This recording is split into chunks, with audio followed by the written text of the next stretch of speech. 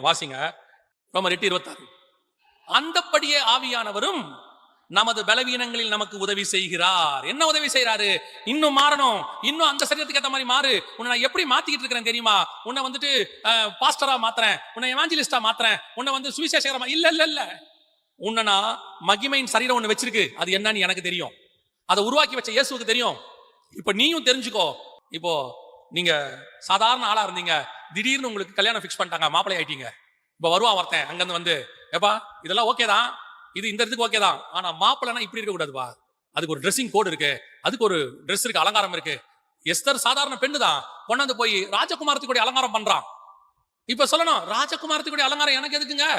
ஒரு நாள் ராஜா பக்கத்துல உட்கார்ந்தா இந்த அலங்காரத்தை செஞ்சுதான் ஆகணும். அதுக்கேத்த மாதிரி மாறு. இனிமேட்டு எஸ்தரை மற, இனிமேட்டு நீ யாரு, உன்னுடைய அக்ஸான்றதை மற, உங்களுடைய பூர்வீகத்தை மற, உன் தாய் தகப்பனை பத்தி பேசாத. எஸ்தரை பத்தி சொல்ற, தன் தாய் தகப்பனை குறித்து அறிவிக்காது இருந்தால் விடு, எல்லாத்தையும் விடு. இப்ப நீ யார் தெரியுமா? அகாஸ்வேரு ராஜாவுக்கு மனைவியாக வேண்டியவள். நீ அதுக்கேத்த மாதிரி உன்னை மாத்து, ஃபிட் பண்ணு. இதே தான் இன்னைக்கு தேவனுடைய பிள்ளைகளாய் மாறிட்டோம். கர்த்தர் உங்களுக்கு எனக்கும் மகிமையின் சரீரம் வச்சிருக்கிறாரு. அது தேவனுடைய பிள்ளைக்குரிய சரீரம்.